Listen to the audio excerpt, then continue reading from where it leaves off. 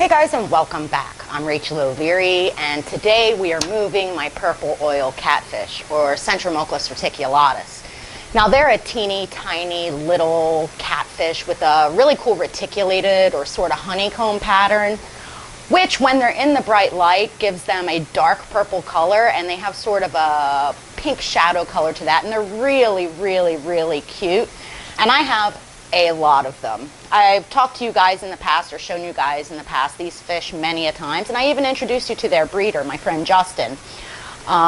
Because I have so many, I really wanted to upgrade their aquarium and move them into an aquarium that would better display how neat these fish are. You see, they're in a 15-gallon aquarium, but it's short side out, so I don't get to see a whole lot of them, except during feeding, which is completely typical for this small species. They come from streams and rivers, where for the most part, when it's light out, they are quite literally wedged in between rocks, pieces of fallen wood, inside botanicals, and generally not visible. And then they come out at night to forage the surface of the water for small insects and crustaceans and things like that. So these aren't a fish that you expect to see a lot of, except for during feeding time.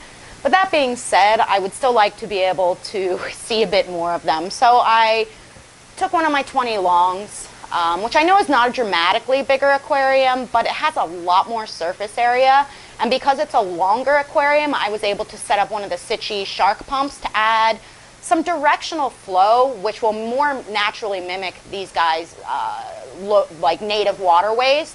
And I think it'll really work well to display them better. Now, I took 2 pieces of driftwood and a large rock, and then this is quite simply an all Anubias aquascape, and I just wedged that in between the pieces of the various wood and added the pump, turned it on, and then added a metric ton of botanicals. You see, I want this aquarium to be pretty brown.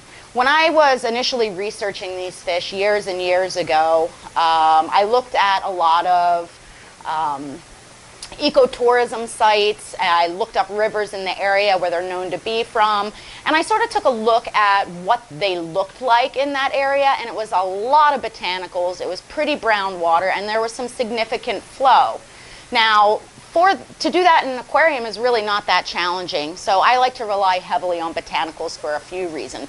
Specifically for these fish, they absolutely love hiding underneath, inside them. But even nicer is that as the botanicals break down, they get filmy slime on them, which is a great food for foraging catfish like this. Now, this aquarium has been running for well over a decade, and it is super well cycled. But just to be on the safe side, whenever I add a large number of fish to an aquarium, I always add some polyfilter, as it adsorbs and absorbs any ammonia and really allows me to take care of any problems, should there be them with a cycle, before they're a problem. I use it as like a signifier. So if it starts to turn yellow, then I know I need to do a water change. Now, it will remove some of the tannins, but not significantly. Anyway, I had to hand catch these fish because if any of you have ever kept any of these small catfish, specifically woodcats, specifically Centromochlus, you know that their pectoral fins, or the fins that come out of their chest, are extremely serrated and extremely easy to get caught in nets. And if you do get them caught in the net, it's really hard to cut the net off and remove the fish from it, often resulting in either a broken pectoral fin, missing pectoral fin, and I don't want any points of damage on these fish. So I hand caught every single one. And it's not as hard as it sounds. It took me maybe 15 minutes to do it, which is probably faster than it would have with a net. I simply drop the water line to about 2 inches deep so that I can visualize the fish easily from above. I put my hand in the water. I corral the fish to the front of the aquarium, holding my hand on the bottom of the aquarium, and they swim up and into my hand. Rinse, repeat, rinse, repeat. And I found with these little catfish that this is the absolute best way to catch them without damaging them. So anytime I sell any of these fish and I ship them off, I hand catch them for the orders, and I also put a label on the bag saying, use caution when netting extremely sharp pectoral spines. Anyway, so I added the fish to the aquarium, and they ate right away, and I look forward to watching this one develop over time. Let me know what you guys think down in the comments below. Now, obviously, this is not a recommended stocking density for an aquarium for maintenance.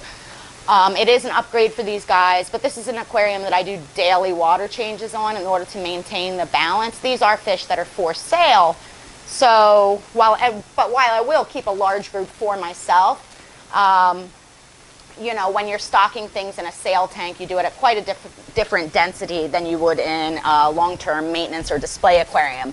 Also, because of that, this aquarium is set up with a little bit of smooth gravel, which is anthracite by Sarah, around the base of the driftwood and the rocks. But all of the botanicals and even those 2 pieces of wood can easily be lifted out of the aquarium when I need to net these guys and put back without messing it up too much. Part of the reason I went with the Malaysian wood in this aquarium. It's easy to wedge Anubias into it. It's easy to remove. It sinks right away, and it really just expedited the whole process here. Anyway, that's all I have for you today. Let me know if you guys think I should do something for Vlogmas. I don't know if it's worth the effort in editing, but if you guys would like maybe a 12 Days of Christmas, we could potentially do that, so let me know about that as well in the comments down below.